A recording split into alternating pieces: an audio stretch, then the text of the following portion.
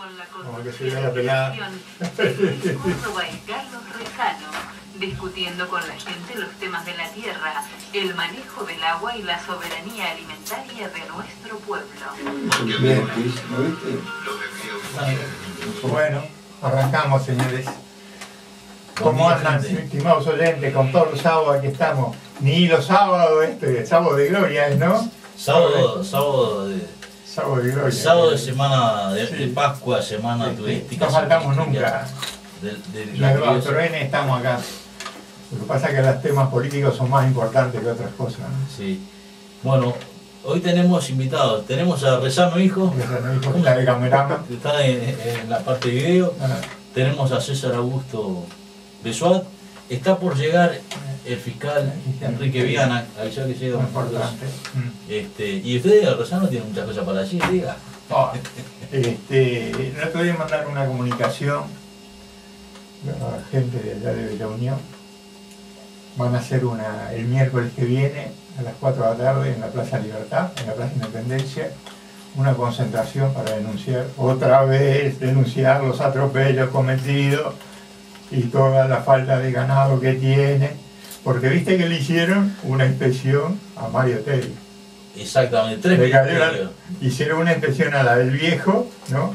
Sí. Para constatar cuánto ganado faltaba, y le hicieron una a Mario Teddy para ver si los ganados del viejo estaban los de Mario Teddy. Son unos tránsfugas, Entonces, claro, se llevaron a sorpresa que no había nada, ¿no? Que Mario no le iba a ganar el ganado al padre. Los miles de pesos que nos cuestan esas actividades. Movilizar un delegado del Ministerio del Interior, una delegación del Ministerio de Ganadería, Agricultura y Pesca, la DICOSE, la Dirección de Contralores Semovientres, y personal del Instituto Nacional de Colonización. ¿Para qué? Para molestar, no ser ejecutivos, no concretar nada y no avanzar nada en la negociación. Y te llevaron peones para recontar el ganado, para juntar el ganado, para contarlo, para darle las marcas y todo eso. Ahora, yo quiero hacer un reconocimiento acá al trabajo de Carlos Rezano, porque fue el que realmente le puso la camiseta. Yo lo acompañé a Quebracho, a Santa Quilda, trabajamos, pero Carlos Rezano se fue el día clave, el día que era la audiencia pública, la Junta Local de Quebracho, el intendente de Paysandú y los funcionarios que iban a ser expulsados del Instituto Nacional de Colonización. Qué bueno eso, qué bueno que terminó, ¿viste? Esa cosa me dio una alegría. Tremenda. Sí. Bueno, Carlos Rezano se fue por las de él, se bancó todo el día estando allá y hoy la lucha paga.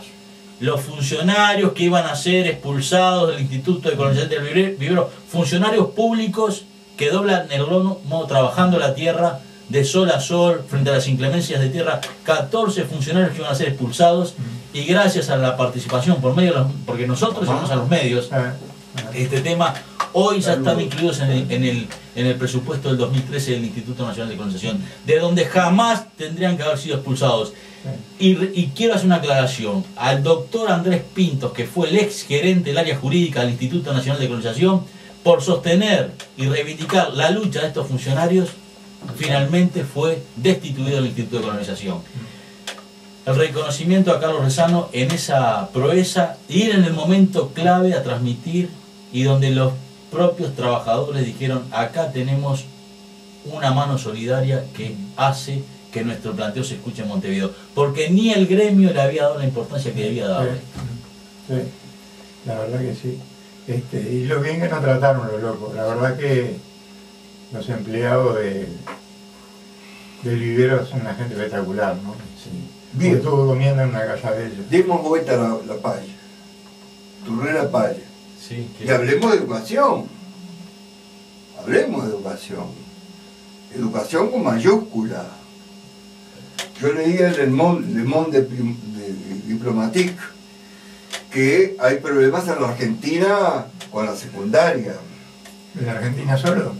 Bueno, pará, en Chile, te estoy diciendo que en Chile, que es el país ejemplo de este señor Vázquez, pero no torturador, Vázquez el que fue presidente, ¿no? Es un desastre. Pero entonces yo el otro día estuve hablando de algunas técnicas de trabajar por grupos, de llevar a la práctica lo que teóricamente el profesor enseña, porque si no, el muchacho no aprende nada.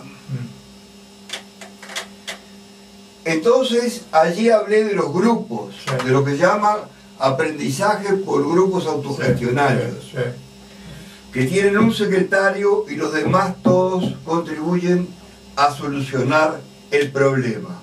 Pero cuando yo hablo de educación, estoy hablando también de los medios de masas, o sea, de la televisión.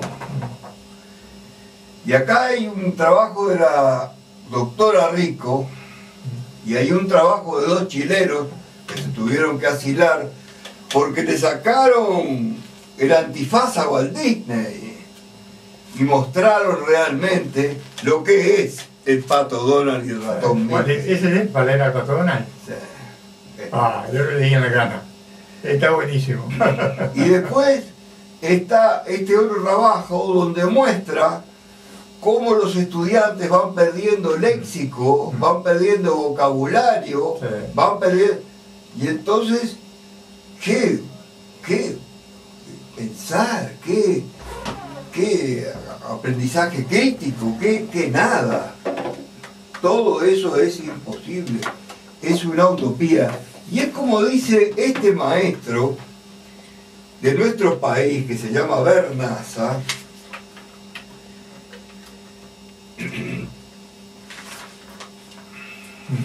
que sostiene que en este momento los muchachos, dice, la vulgarización de las costumbres. El trato que se establece en nuestras relaciones sociales tiene modos en la actualidad que pueden ser calificados como groseros, soeces y primitivos, inspirados en un programa de puerilización que disfrazan esos modos de ser, presentándose como directos, irónicos y frescos. Hablamos de la disneylización y de la tinelización. Hace 40 años, cuando le preguntaba a un niño, ¿qué vas a hacer cuando seas grande?, se lograba alguna contestación vinculada al trabajo o desempeños adultos. Incluso a los chiquitines encontraban maneras de apurar, aunque más no fuera la exterioridad, para parecer más adultos. En los comienzos de los 90, los modelos de ser, es decir, los ejemplos que marcaban estilos de comportamiento, se habían desplazado desde mágicos, con sonrisas y modos altaneramente suaves y brutales, acordes con planteos maniqueos. O hay buenos y malos y no hay buenos ni malos. Por otro lado aparece la tinelización, la burla amparada en el chiste, la procacidad, en la intención, el lenguaje insultante, el engaño y luego muchos regalos para disculpar los enojos. Todo esto tiene que ver con lo que ven nuestros niños pasivamente. Entonces, ¿cómo vamos a arrancar con el pensamiento crítico cuando los niños son como esponjas allí absorbiendo todo esto? ¿Cómo vamos a arrancar con la educación activa y permanente, que es lo que precisamos, con docentes que estén más horas y que habrá que pagarles más, ¿no? Si nosotros tenemos invadido el espectro por estos canales privados que lo único que hacen es idiotizar a las masas. Idiotizar a las masas. Por si alguno no entiende. Besoat, usted decía Educación Chile. Los jóvenes de áreas marginales en Chile llegan casi al 60 y pico % de que terminan el bachillerato. Aquí en el Uruguay, en áreas marginales, ¿sabe cuánto es? 6.9. Datos de ahora, hace una semana. ¿Qué me dice eso? Es un desastre. Es un desastre. Lo dice en la calle. ¿Quiere escuchar lo que dijo el presidente sobre el tema de la educación, el conflicto? No. Déjeme. Sí. En algunas cadenas. Si está en Cuba o en Irán, ahí está bien, no importa. Pero lo que está acá está todo mal. Es un izquierdismo que, como siempre, termina colaborando con la derecha, le hace el caldo gordo a la derecha, la actitud estridente que por momentos se asume. Está reflejando un nuevo carácter político. Hoy no es por esto, mañana va a ser por otra cosa. Hay un inconformismo latente. Nosotros no nos chupamos el dedo. El problema de lo local es absolutamente secundario y la inmensa mayoría de la gente quiere dar clase. Bien, ¿qué me dice? ¿Qué dice Rosano? Y que le estamos haciendo el caldo gordo a la derecha, porque ellos pobres, yo siempre hacen lo que pueden, ¿viste? Siempre estuve en la derecha. Bueno, siempre. estas son las palabras del presidente de la República. ¿Qué dice usted, Joan? No esperaba menos. Lo que pasa es que este loco se olvida de cuando él... Con su permiso. ¿Podemos leer algo importante de Pablo Freire? Que termine lo que termine. Sí, Rosano. Se olvida de los tiempos en que cuando él y todos nosotros que seguíamos los lineamientos del MLN, los Tupamaros y todo, justamente hacíamos huelga justamente para mejorar la enseñanza. Ahora, y en ese momento estaba bien. Ahora, haces una huelga para mejorar la enseñanza o mejorar las estructuras de los liceos que se están cayendo a pedazos, y entonces le está haciendo el caldo gordo a la derecha. Me parece que el que le hace el caldo gordo a la derecha es él. Saludos de Aldo de la radio La Clasista, y saludos para Carlos Rosano también. Tenemos que ir a La Clasista a hablar. Sí. Pablo Freire voy, ¿eh? Sí, con Pablo Freire. Sí, voy con Pablo Freire. Yo estoy viviendo también otro pedazo de la vida. Yo viví 42 años con una mujer que murió, con quien yo aprendí muchas cosas y a quien yo le enseñé algunas. Ella murió mientras moría también el marido de Nita, y nos encontramos los dos. Y no había por qué transformar ese encuentro en un encuentro de amor, de esperanza, de coraje, de fuerza. Entonces, a los 66 años, 66 años, me encontré con Nita, y a los 67 asumí una secretaría como si tuviera 25 años. Esta es una de las cosas que yo sugiero a los jóvenes: comenzar todo de nuevo, no importa en qué día ni a qué hora. Yo estoy viviendo esta cosa formidable, estoy recreando mi vida con la ayuda inmensa de Nita, y al recrear mi vida con ella, yo asumí una responsabilidad pública, política, como educador, cosa de la cual no podría ni debería huir para ser coherente con las cosas que escribí y con las cosas que dije. Mi tiempo en Brasil es entonces pequeño. Yo hago una selección muy rigurosa de invitaciones, porque obviamente que hay una curiosidad muy grande en Europa y en Estados Unidos para saber qué es lo que Pablo Freire escribió en la pedagogía del oprimido. Hace hoy, como secretario de Educación, como responsable de la educación de la ciudad, que como un país, hay entonces una gran curiosidad para saber qué es lo que hago y si hago realmente o por qué no hago. Entonces, este es un momento de gran riqueza para mí. Inclusive aprendí en poco tiempo a llegar a casa después que dejo la oficina y olvidarme de todo lo que ocurrió durante el día. A veces Nita me pide que le diga lo que está pasando, que le cuente, porque está muy interesada realmente. Y yo le digo entonces: anda mañana a la oficina y allá te cuento. Aquí en casa no. En casa yo tomo vino contigo, escucho música contigo, leo, juego, etc. Allá yo te explico lo que pasa aquí en casa. Quien me lee bien sabe quién es Nita, porque yo hablo mucho de su padre, de su madre, a quienes les debo mucho. Yo estudié gratis en el colegio de ellos en Recife. Después fui profesor de ella cuando volví del exilio en la Universidad de San Pablo. Ella es historiadora de la educación brasileña y escribió una tesis que yo creo que es un libro absolutamente original. Una tesis de historia del analfabetismo. Estudió desde el 1586 hasta 1964. Fue una locura, pero hizo un trabajo muy rico, muy riguroso, y ahí está saliendo el libro en primer volumen, después saldrá el segundo. Yo era su orientador cuando Elsa murió. Después yo dejé de trabajar con ella. No trabajé con nadie. Hoy tengo un libro en el baúl y que nadie conoce, a pesar de estar abierto, que no va a ser publicado. Un día, cuando volví a reanimarme, empecé a trabajar con ella nuevamente en la tesis. Y eso terminó en que hoy estamos casados, es decir, cambiamos la naturaleza de la relación. Nita es una excelente historiadora, muy seria, conoce mucho más que yo toda la cosa de la historia brasileña, de la educación. Entonces puede ser que ella tenga también cosas que decir. Perdón, estamos esperando la llamada de punto a punto. De punto a punto tiene que entrar ahora. Así que esta chica, la mujer del señor Pablo Freire, él la conoció cuando tenía 4 años. ¿Verdad? Y bueno.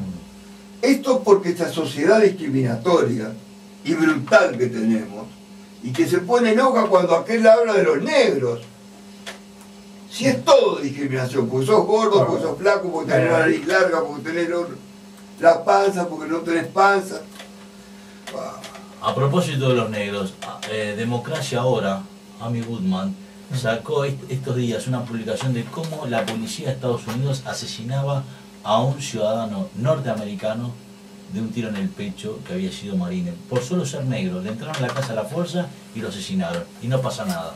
Y sí, sé lo que pasa, es un negro menos. Exactamente. Un negro menos.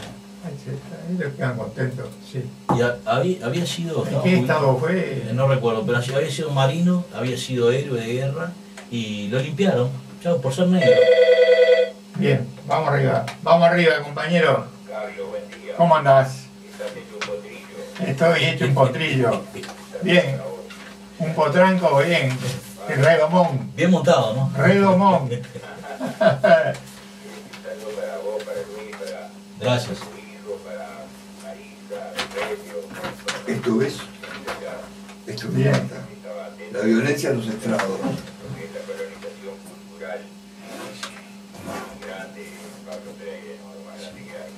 Sí.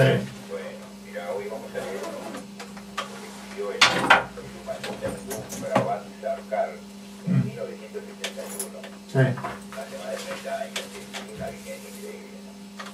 Titula Préstamos y lucros obtenidos en los países en vías de desarrollo. Hasta 1971, cada dólar estadounidense estaba respaldado por una cantidad equivalente en oro de las reservas del gobierno federal. Sin embargo, en ese mismo año, el presidente Richard Nixon decidió acabar con esta tradición fiscal y empezó a exigir muchos más dólares del valor equivalente al oro depositado, o sea, empezó a empapelar en dólares. Los dólares comenzaron a inundar el mundo justamente cuando se disparaba el precio del petróleo. Las enormes ganancias derivadas del petróleo fueron depositadas en los bancos norteamericanos. Y entonces dichas instituciones financieras jugaron deliberadamente con establecer esas enormes ganancias, cantidades de dinero y obtener réditos exorbitantes. De este modo, comenzaron a prestar miles de millones de dólares a los países en vías de desarrollo, que estaban controlados en su mayoría por oligarquías locales.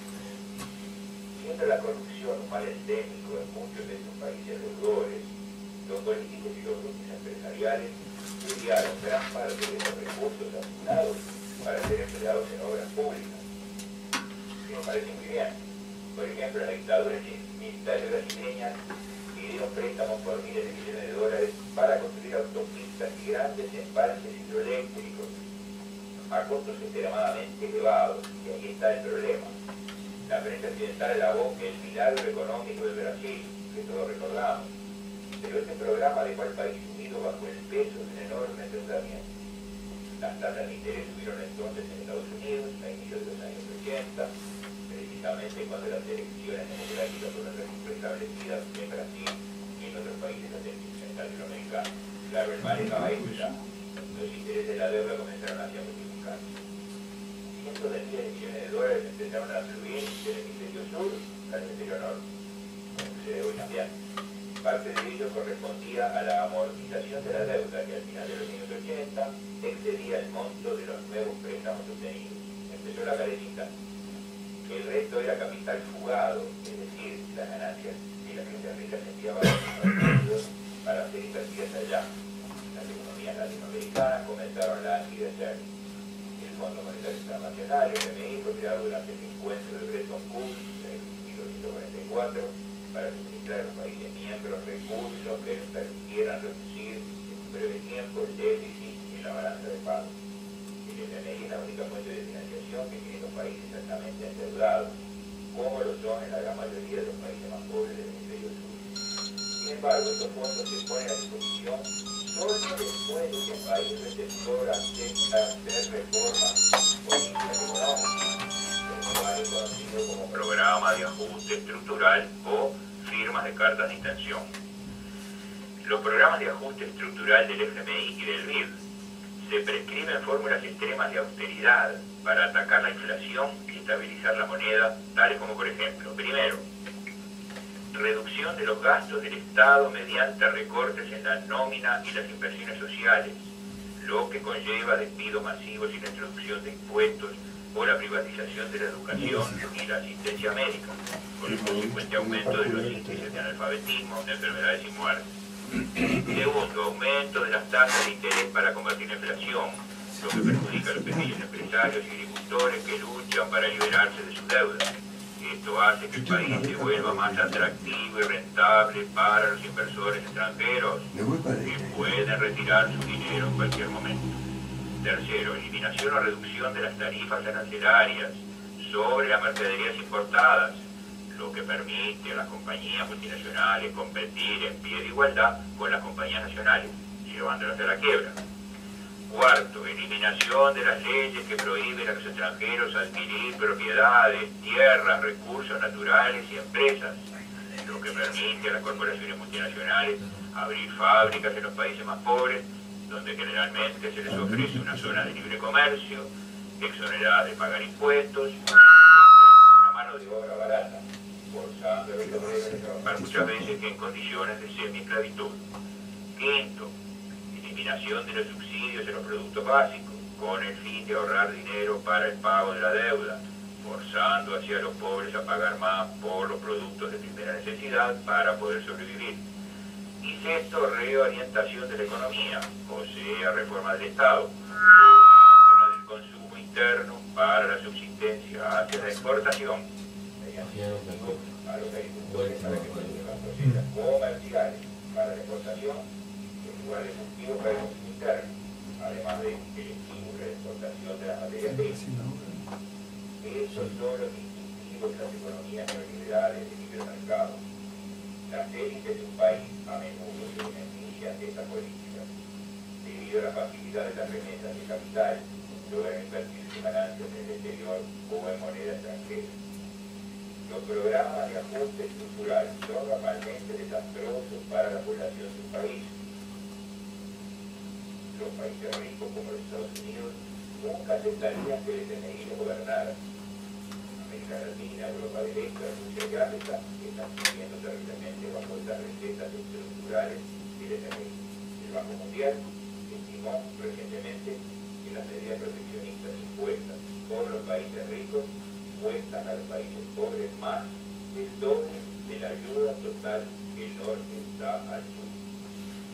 Obviamente que anular todos estos contratos con el FMI, el BID, etc., no es una cuestión fácil. Pero ningún partido político, sea quien sea, traerá cambios a los países si no anula tales contratos. Esto es más o menos lo que podemos hablar hoy, sábado, la revista Punto a Punto, que agradece a Mini 40 y al programa Tierra Libre por el espacio que nos brinda. Será hasta el próximo sábado.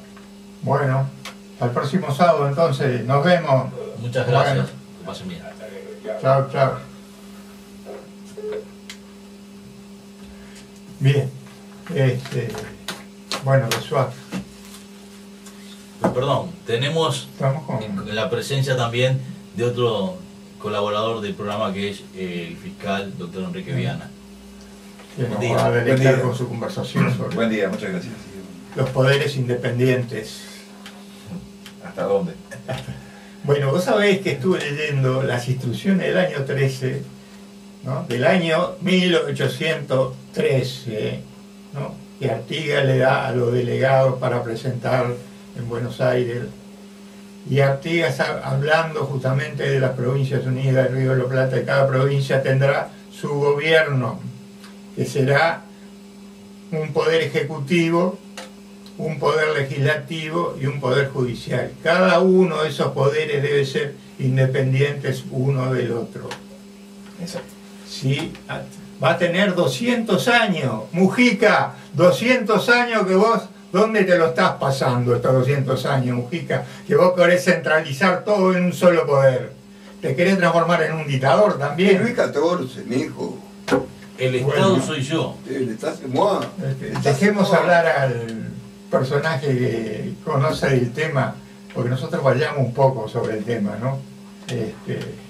Artigas le valieron muchos enemigos a partir de eso, ¿no? Es decir, su enfrentamiento con el gobierno porteño en aquel momento tiene su origen en hechos previos con Zarratea y en... Nunca aceptaría que el FMI no gobernara. América Latina, Europa del Este, Rusia y África están sufriendo terriblemente bajo estas recetas estructurales del FMI. El Banco Mundial estimó recientemente que las medidas proteccionistas impuestas por los países ricos cuestan a los países pobres más del doble de la ayuda total que el norte da al sur. Obviamente que anular todos estos contratos con el FMI, el BID, etcétera, no es una cuestión fácil. Pero ningún partido político, sea quien sea, traerá cambios a los países si no anula tales contratos. Esto es más o menos lo que podemos hablar hoy, sábado, la revista Punto a Punto, que agradece a 40 y el programa Tierra Libre por el espacio que nos brinda. Será hasta el próximo sábado. Bueno, al próximo sábado entonces, nos vemos. Muchas gracias. Bueno. Que pasen bien. Chao, chao. Bien. Bueno, Besuá. Perdón, tenemos la presencia también de otro colaborador del programa que es el fiscal doctor Enrique Viana. Que nos va a deleitar con su conversación sobre Buen día, muchas gracias. los poderes independientes. ¿Hasta dónde? Bueno, vos sabéis que estuve leyendo las instrucciones del año 13, ¿no? Del año 1813, ¿no? Que Artigas le da a los delegados para presentar en Buenos Aires, y Artigas hablando justamente de las Provincias Unidas, del Río de la Plata, y cada provincia tendrá su gobierno, que será un poder ejecutivo, un poder legislativo y un poder judicial. Cada uno de esos poderes debe ser independientes uno del otro. Exacto. Sí, va a tener 200 años, Mujica, 200 años que vos, ¿dónde te lo estás pasando estos 200 años, Mujica? Que vos querés centralizar todo en un solo poder. Te querés transformar en un dictador también. Luis XIV, mijo. El Estado soy yo. Dejemos hablar al personaje que conoce el tema, porque nosotros vayamos un poco sobre el tema, ¿no? Artigas le valieron muchos enemigos a partir de eso, ¿no? Es decir, su enfrentamiento con el gobierno porteño en aquel momento tiene su origen en hechos previos con Zarratea y en esos hechos concretos donde él marca su posición en ese momento, en 1813, ¿no? Hubo muchos que no lo entendieron y realmente él terminó peleándose con todos, o con muchos al mismo tiempo, ¿no? Y yo siempre marco una cosa, quizás una de las cosas más interesantes de Artigas eran sus gestos sin palabras, ¿no? Es decir, yo creo que en el Paraguay él adopta 2 o 3 gestos sin palabras. Uno de esos gestos para mí significativos fue cuando devuelve aquellas cartas, cuando le invitan a volver al Uruguay, las devuelve sin abrir. Yo creo que eso es una de las cosas más notables que nos deberían enseñar hasta el día de hoy nuestras pocas razones de ser como país, separado de otra cosa que era lo que quería Artigas, ¿no? Era un tema muy largo para hablar y discutir. Muchas veces para justificar dicen todo hombre tiene un precio. No es verdad. Hay hombres que no tienen precio y Artigas es de esos hombres por eso trasciende. Dice Francisco que vamos al corte, pues seguimos. Gracias, bueno, Francisco. Vamos al corte. Mucho antes de entrar, de ir al Paraguay para querer levantar el Paraguay. Entonces cuando Francia muere, él deja un testamento abierto, que lo primero, y uno de esos testamentos, el testamento es, él dice que lo primero que tienen que hacer cuando él muera es prenderlo a Artigas, o sea, meterlo preso a Artigas. Y en efecto eso ocurre. Van una junta militar que queda en cumplimiento de esa voluntad de un individuo que se había ido ya, ¿no? Pero que quería igual, aún después de muerto, mantener el ejecución. Lo manda a meter preso. Cuando llegan a meterlo preso, la descripción de los oficiales que lo van a meter preso es notable. Dice que Artigas está con el arado, con el torso desnudo. Hay que saber lo que es el Paraguay para saber que ahí lo que es el calor. Torso desnudo con un arado, arando la tierra. Cuando los ve venir, lo primero que les dice, murió Francia. Él les anticipa lo que los tipos venían a hacer. O sea, y era un hombre que ya andaba cercano a los 70 años.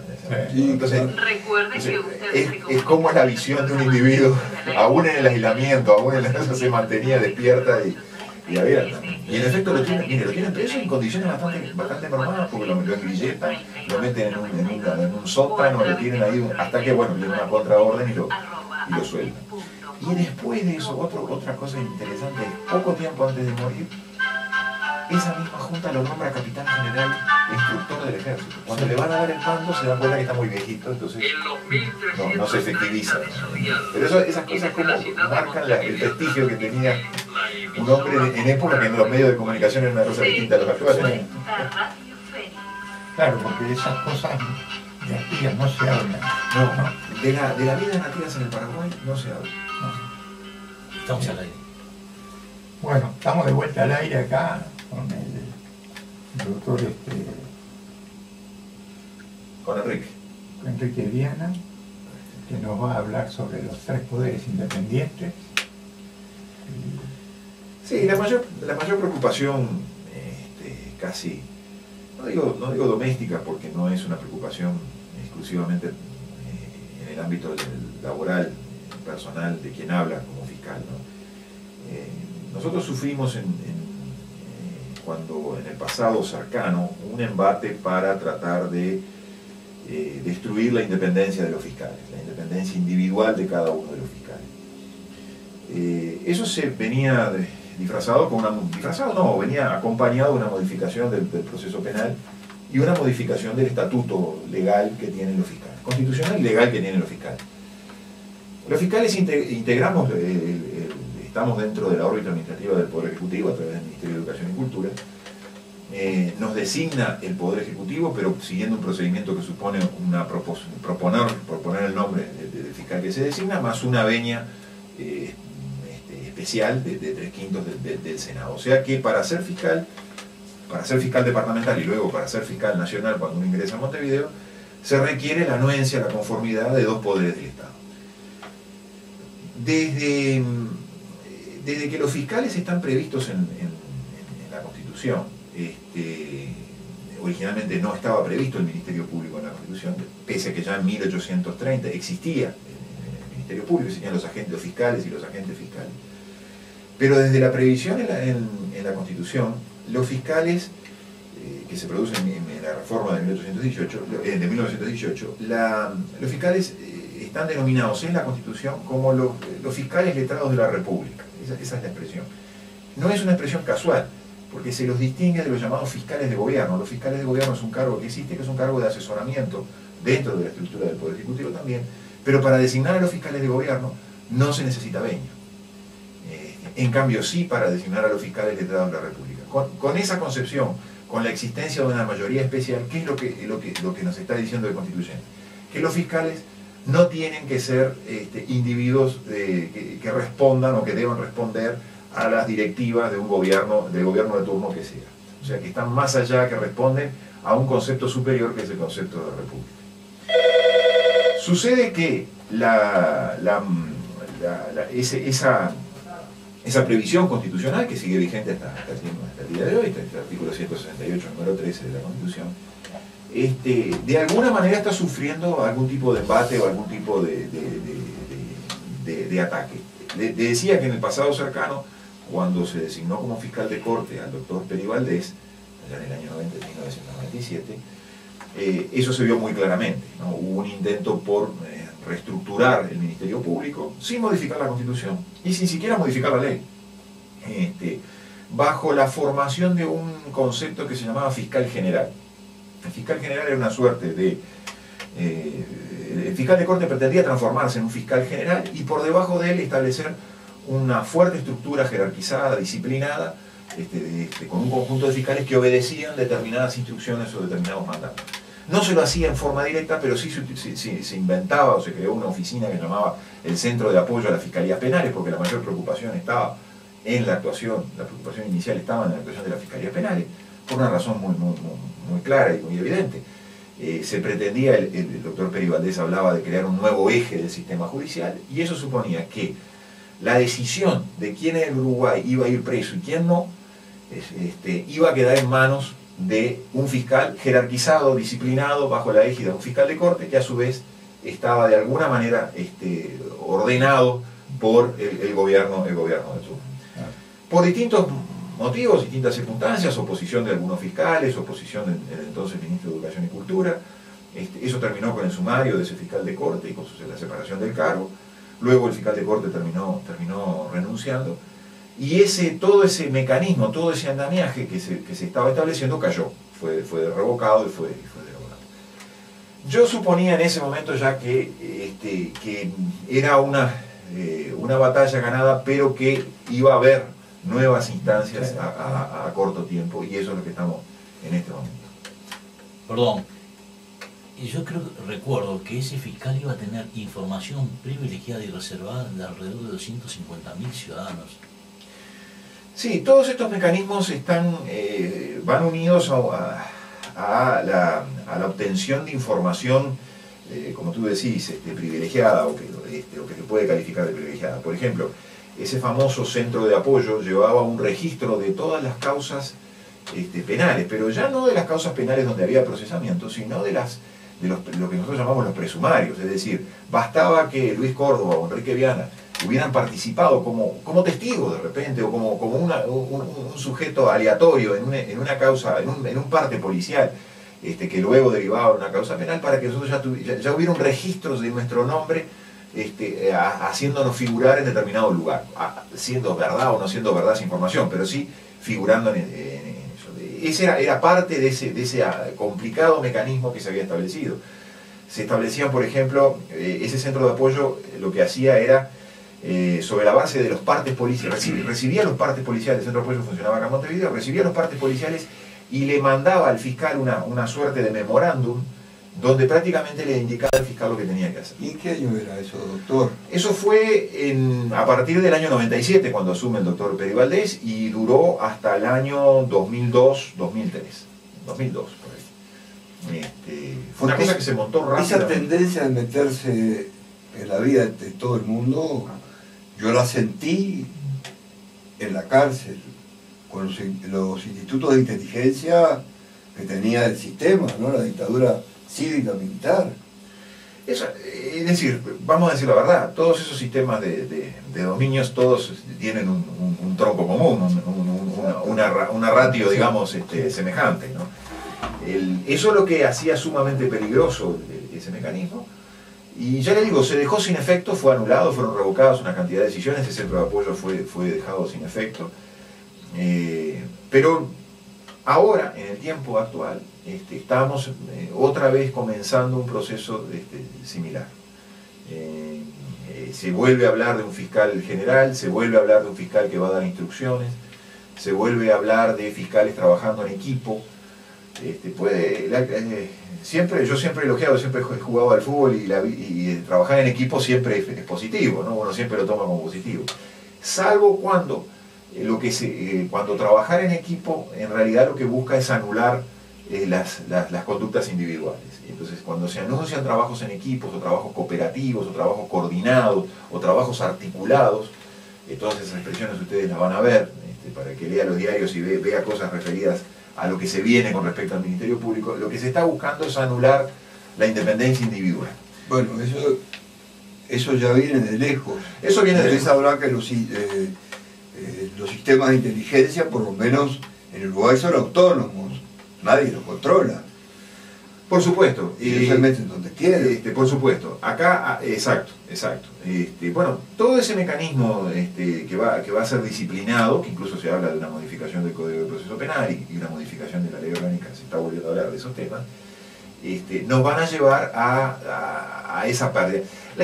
Una cosa importante, la independencia individual de los fiscales, que la tienen establecida como derecho, pero también como deber, no es solo una garantía para el fiscal que trabaja, para el fiscal que obra o que ejerce su función. Es una garantía para los ciudadanos. Es la misma, porque es una garantía creada a espejo y semejanza, a imagen y semejanza, de la imparcialidad y la independencia de los jueces. Es decir, la estructura del Ministerio Público siempre en el Uruguay se creó a imagen y semejanza de la estructura judicial. Entonces, la independencia de los fiscales es el equivalente a la imparcialidad e independencia de los jueces. Si se anula, si se elimina o si se hace desaparecer, se le hace perder una garantía al ciudadano, porque el ciudadano, cuando tenga un fiscal enfrente en un proceso penal, por ejemplo, ya no va a tener la certeza de si el fiscal está actuando por su voluntad, por su conocimiento, por sus errores o por sus aciertos, sino que no va a tener esa certeza, sino que va a tener la incógnita de si ese fiscal no está actuando porque alguien detrás le está diciendo cómo actuar. Sabe que yo tengo no la certeza, pero me ha parecido que en muchos casos, igual que en la justicia militar, las penas vienen de afuera, vienen puestas, ¿no? Sí. Yo no puedo asegurárselo digamos, en un 100% de situaciones, pero lo que sí le puedo asegurar es que a eso se pretende ir. Y sabe una cosa, y en forma institucionalizada, como se dice. Yo creo que nos vamos acercando más y más al juicio militar. Sí, disfrazado, fíjese los problemas que a veces vienen, ¿no? Disfrazado de un juicio más garantista, porque una de las cosas que se dice del nuevo proceso penal es que va a ser un juicio más garantista. Y sin embargo, yo lo he sostenido ya más de una vez, lo que se quiere imponer es un proceso acusatorio, un proceso penal acusatorio, que pretende ser algo similar al proceso sajón, de origen sajón, que uno ve parcialmente, porque lo que uno ve también es una cosa distorsionada en las películas de televisión, en las películas de cine. Acá lo que se quiere establecer es un proceso impuesto, obviamente desde afuera, proceso penal impuesto de afuera, pero que a su vez es una caricatura de lo que viene de afuera. Porque es un proceso, en el proceso acusatorio, el proceso penal norteamericano, el proceso penal inglés, es un proceso que tiene, por ejemplo, juicio por jurados. Acá no se prevé el juicio por jurado, pese a que en la Constitución está previsto.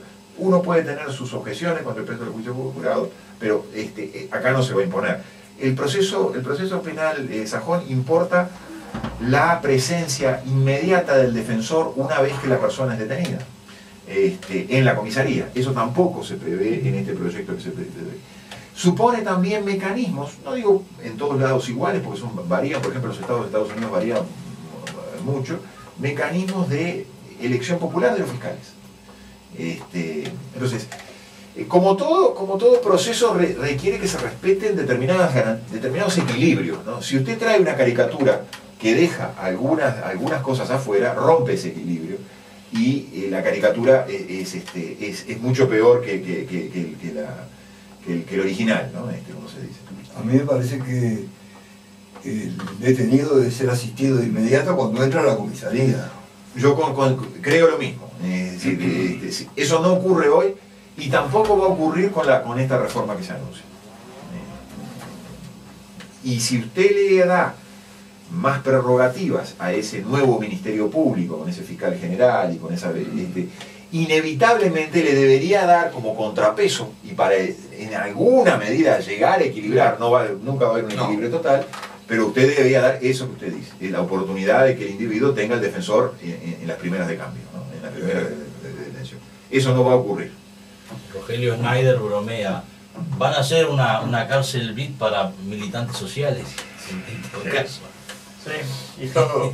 Tiene cierta dirección. Pero esta tendencia, esta tendencia, yo creo, al autoritarismo y a la falta de garantías no se ha perdido.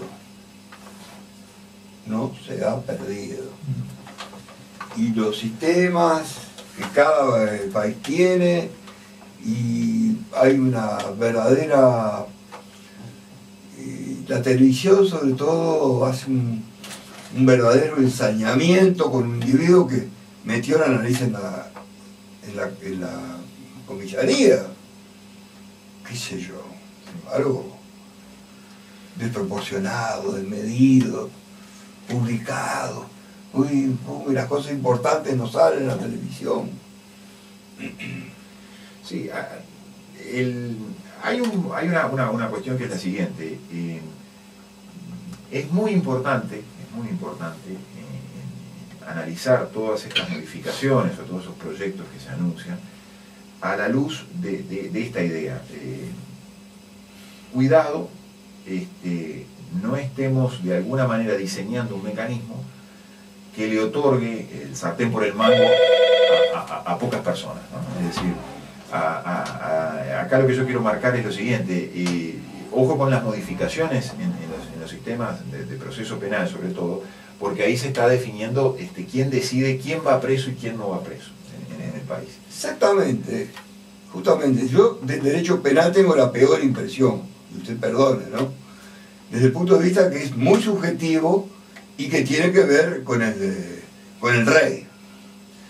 El rey dice, tácate, no hay lugar procesal, no, se va. Sí, el origen del derecho penal surge a partir de tratar de evitar eso que usted dice. Lo que pasa es que muchas veces no lo logra, eso estamos de acuerdo. Es decir, la lucha del derecho penal ha sido por imponer una serie de reglas, límites, márgenes, garantías, si usted quiere, para evitar que el rey sea quien decida quién va preso y quién no va preso, ¿no? Es una lucha, digamos, histórica de mucho tiempo atrás, donde muchos han perdido en esa batalla hasta su vida. Sí, claro. Y luego. Ahora, estas modificaciones que se anuncian, además tienen otro problema. No existe, lamentablemente, una, no sé si llamarlo doctrina, no lo llamaría, quizás sería muy pomposo llamarlo así, pero no existe una respuesta autóctona frente a estas imposiciones que vienen de afuera. Es decir, incluida nuestra tradición jurídica repudia o rechaza por cuestiones que van muy adentro de lo que supone, por ejemplo, la estructuración del proceso penal, rechaza una cantidad de cosas, repudia una cantidad de imposiciones extranjeras. Sin embargo, ese afán que hoy vemos en tantas materias, ¿no? por repetir modelos que vienen impuestos de afuera, el mecanicismo. Sí, o como usted mencionaba hace un rato, hay un colonialismo, y por supuesto que hay un colonialismo jurídico también. No solo en estas materias que estamos hablando, en el tema del tratamiento del derecho de menores, por ejemplo, lo hay. En los temas que son, bueno, de mi ejercicio, como pueden ser los temas de derecho ambiental, también lo hay. Y hay una falta de criterios propios, es decir, de criterios, yo los llamo criterios autóctonos, ¿no? Es decir, yo no digo que todo lo que venga de afuera sea malo, pero antes de adoptarlo, cotejemos con lo que tenemos adentro y hagamos una comparación y bueno, saquemos nuestras conclusiones, hagamos un debate, que quienes se supone que saben más en la Universidad de la República expresen sus ideas libremente, antes de embarcarnos en cosas de las que después no hay regreso. Porque una cosa que yo siempre insisto, creo que alguna vez acá lo comentaba, cuando yo fui a la Facultad de Derecho nunca se me dijo que el derecho podía causar daños, nunca se nos enseñó eso. Sin embargo, hoy yo lo veo muy patente, me dirán que siempre ha sido así, pero yo lo veo muy patente cómo determinadas modificaciones legislativas causan daños. Y lo peor, que cuando causan esos daños, volver para atrás es prácticamente imposible. Imposible. Pero además, ¿sabe qué? Yo que estoy metido en la jaula esa, de la Facultad de Derecho, le digo que hay pocas personas con pensamiento crítico para dilucidar un tema tan delicado como este. Que la gente está allí, con poca lectura, arrasada por las modas, por las ondas, por lo que vendrá, pero las cosas serias que tienen que ver con los derechos humanos, que de eso en el fondo estamos hablando, la Facultad de Derecho no está en condiciones de tratarlo. O sea que la gente se mueve mucho por intereses personales.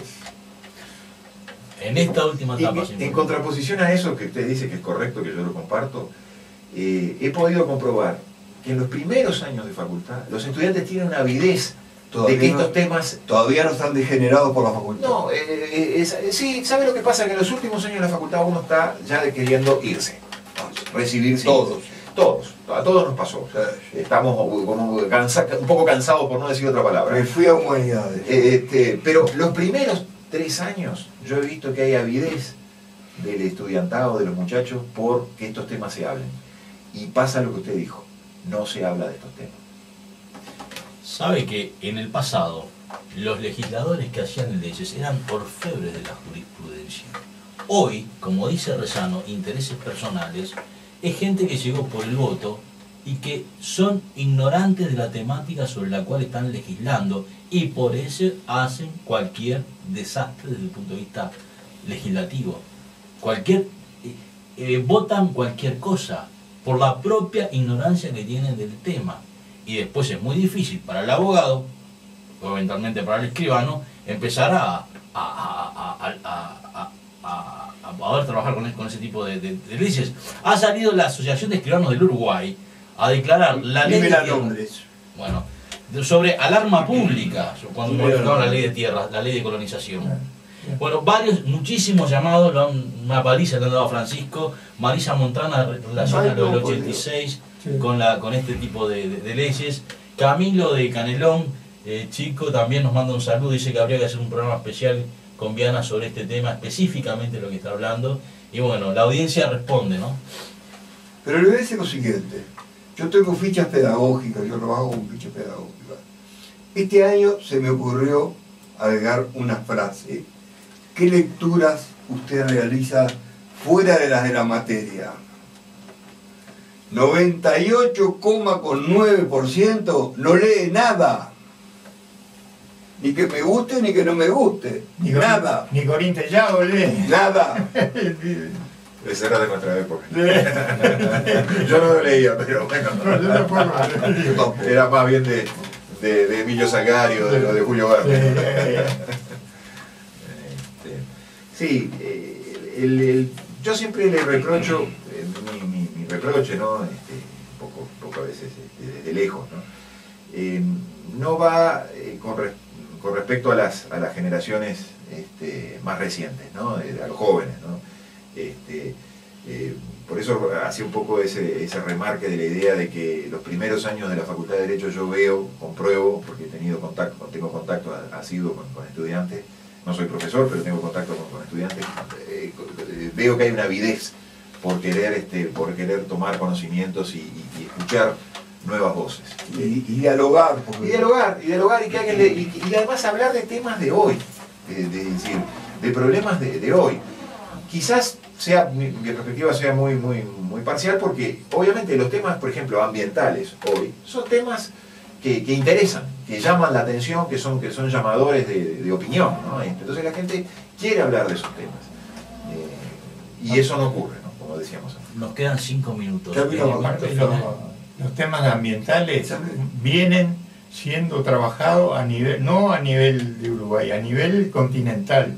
Porque si vos agarrás Perú, Bolivia, Ecuador, cualquier país latinoamericano, hay problemas ambientales, hay movilización de, lamentablemente, lo que acá no hay, que son la gente autóctona, los indígenas de esa zona, que son las que se preocupan justamente del ambiente, son las que viven en el ambiente.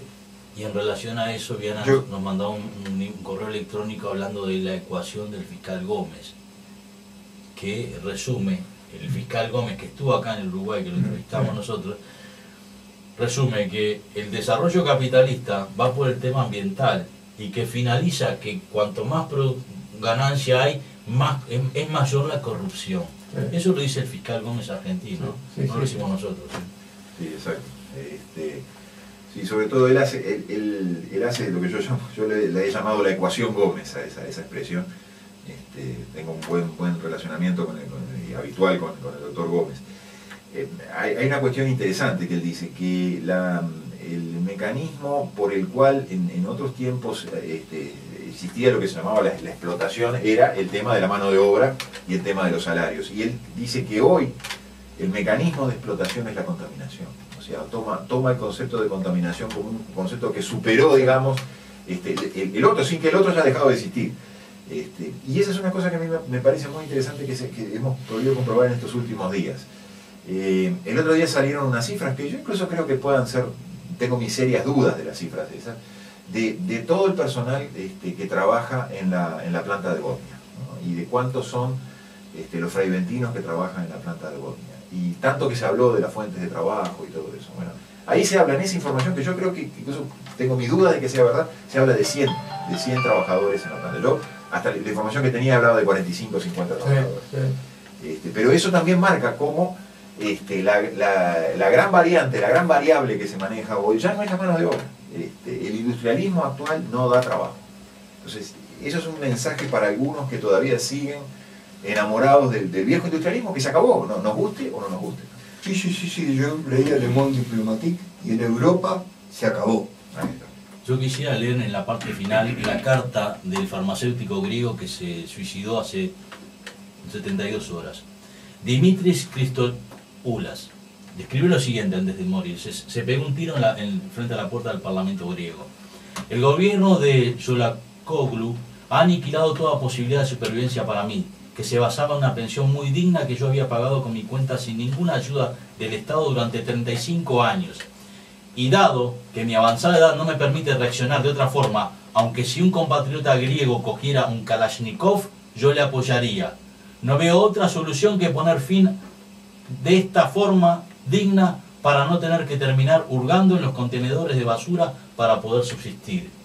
Creo que los jóvenes sin futuro cogerán algún día las armas y colgarán boca abajo a los traidores de este país en la plaza Sintagma, como los italianos hicieron con Mussolini en 1945.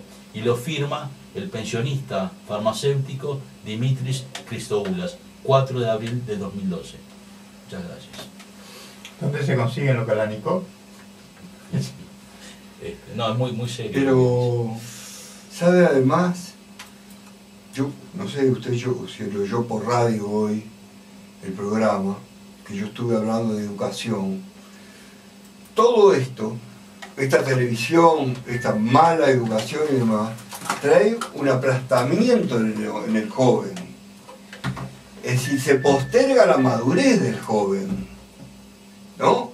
Yo el otro día en una clase estaba hablando de que no se desanimara aún, que había gente, había poetas, había gente que había luchado tanto. Y me dijo, Alejandro Lerner, uno. Yo estaba hablando de Mao Zedong. Me dijo, Alejandro Lerner. Muchos mensajes, Rosano. Sí, ahí. Sí. La clásica invita a que la escuchen hoy de tarde. Varios saludos recibí también por mensaje de texto. La clásica FM está en Facebook. Ah, mira. Vamos a leer algún mensaje. Hay uno de María que citaba un... Pero María siempre tiene mensajes. María es fiel, María es fiel. Pero esa es la mujer de él, porque... Mi mujer se llama María también. María Clara. Habla el tema de este tema justamente, de las cosas, si no tiene relación con las cárceles privadas. Sí, posiblemente. El de las cárceles privadas va vinculado al famoso tema de las PPP, ¿no? que son otra forma de imposición claro. Exógena, digamos. Eso está brutal. Es otro negocio. Otro, claro. Nos dice Claro. Francisco que estamos en el tiempo. Estamos en el tiempo. Bueno, lástima. Bueno, cortá la palabra. Gracias, Francisco. Estaba bueno esto de la cárcel privada. Eso es un... Bueno, hasta la victoria siempre. Muchas gracias y que lo pasen lo mejor posible. Y va a haber patria para todos. Sí, vamos a ver. ¿Cómo jugar esto? Vamos a ver.